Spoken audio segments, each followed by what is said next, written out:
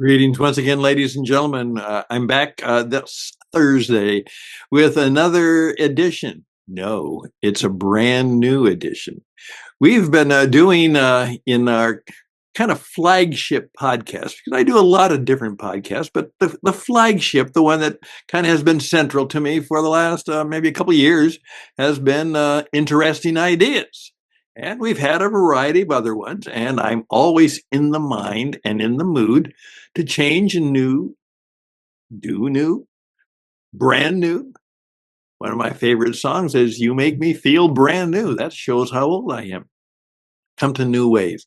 And I've done about 590 episodes of Interesting Ideas. And that title fits, if you want to be more interesting, you should have interesting ideas and you should be able to share them and you should be interested in other people. All of that is still true, I think. And then that's why, based on, as I told you in a past episode, that when I saw that back over 20 some years ago, I think it was 1998, the great management consultant Peter Drucker, who was not only a management and leadership consultant, he was a life and business philosopher and also a man of some deep spiritual values. He was very much attuned to the fact that perhaps a sense of transcendence and spirit might be desirable because it is a reality in life and business today. And there was that incredible article that said, in effect, guess what? Everything you've learned about the new economy is wrong. Well, maybe everything you've learned before on almost anything is wrong. Maybe what you think you know now is wrong. And of course, that's probably not the case, but what I'm trying to do with this new title, and here it is. What if everything you knew was wrong? What would you do?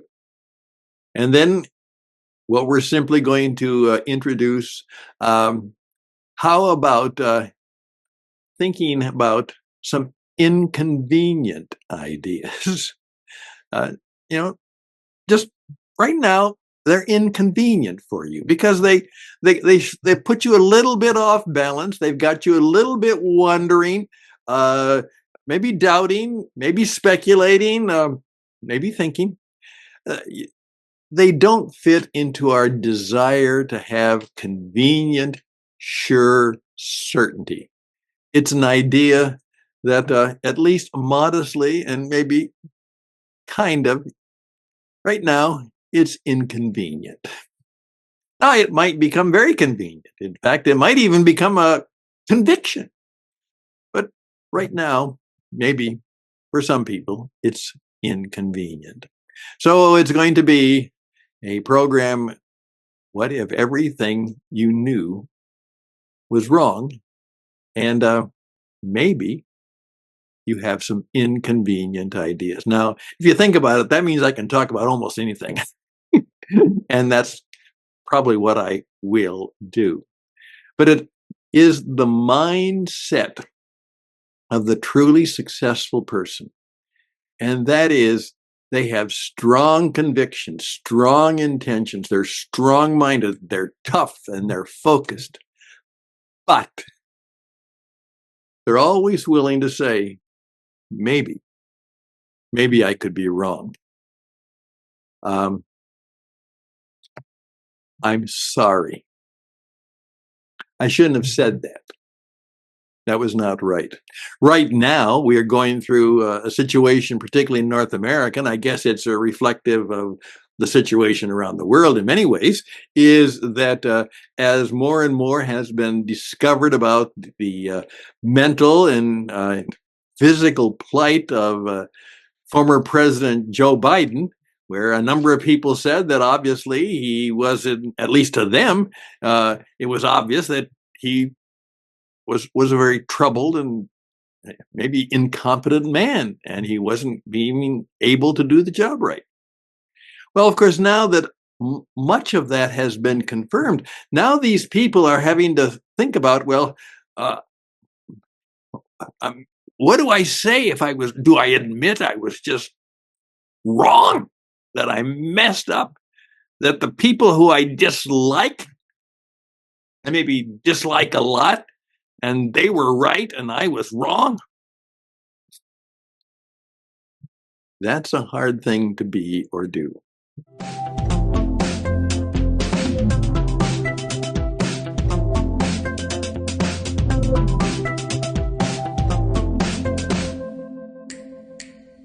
And now, see, we are back.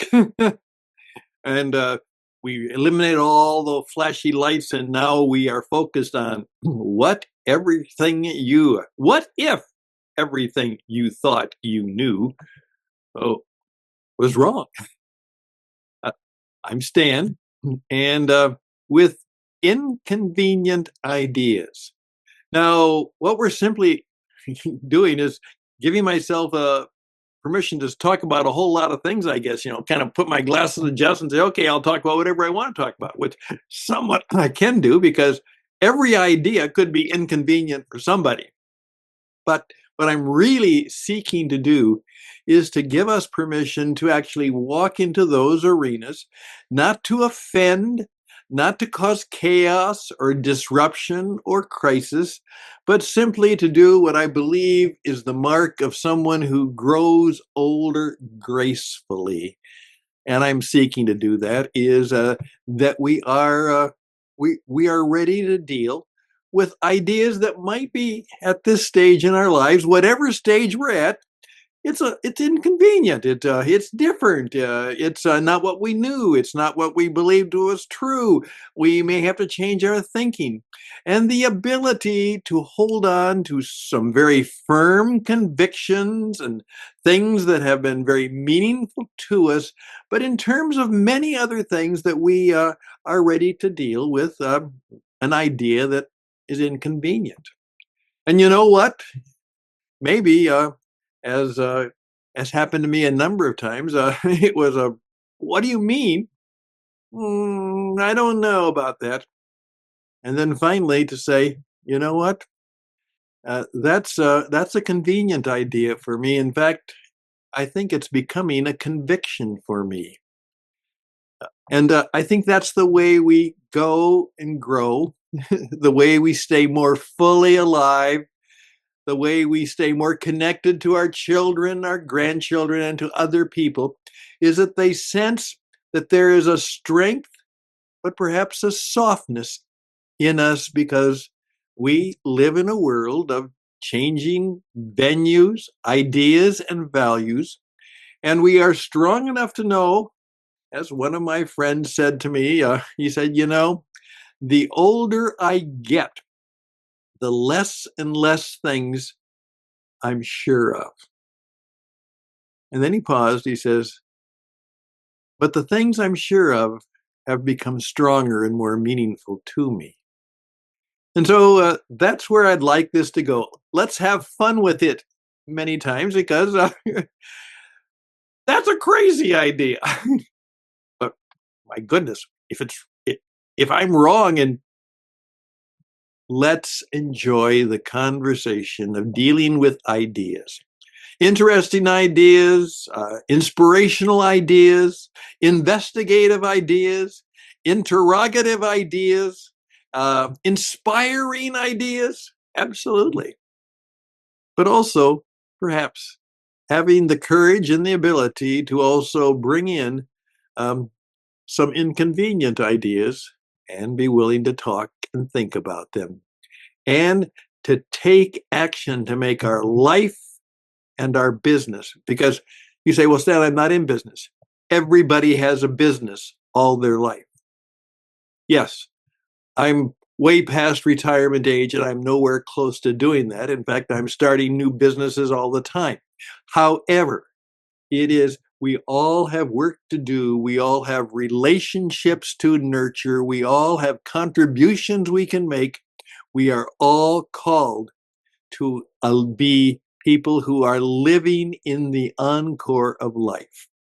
We are always performing. We are always taking bows. We are always dealing with an audience. We are always making a contribution. You may not be compensated for it, but you're called to make a contribution. As one of my mentors said, as he was working well past, quote, retirement age, he said, you know what? Yeah, I might burn out, but for sure I won't rust out. And that's a thing I would like to share with all of us. So, uh, we are doing a number of podcasts, growing number, and helping more and more people do podcasts. And I'm hoping that I'll be able to help you do yours finally. That's what It Takes Radio is all about. We will help you do what it takes to begin your first expression, your venture into expressing yourself on the World Wide Web.